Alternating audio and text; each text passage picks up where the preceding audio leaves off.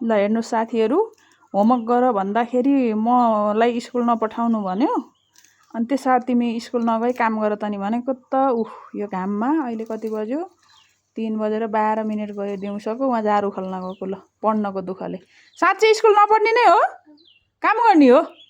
ए ल यो सब झारू उखालेर भ्याउ। त्यो त धनियाँ होइन उखाल्ने, यताको पुरै भ्याइदेऊ त नि। पढ्न दुःख लागेपछि के गर्नु त है गाइजहरू।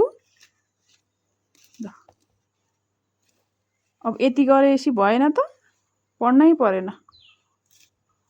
खै यता हेर त लु, नपढ्ने मान्छेको फेस पनि चाहियो। अलि ओराउ, यहाँ आऊ।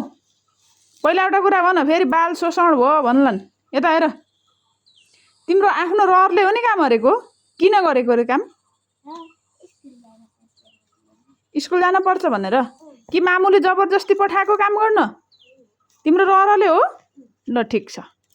यस्तो छ आजकलका बच्चाहरूको हालत। ल हेर्नु, म यहाँ चाहिँ रुमभित्रबाट खिचिरहेको छु। ल भाइ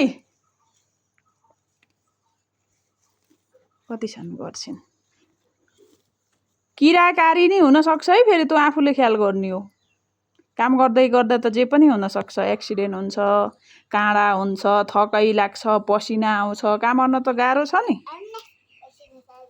ए आउँदैन? ए दिन रात काम गराउने? ओके। ए भाँडा नि मान्ने? अरू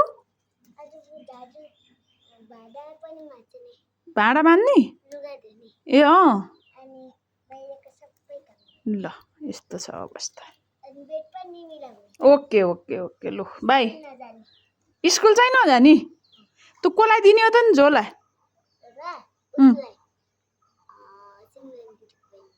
ल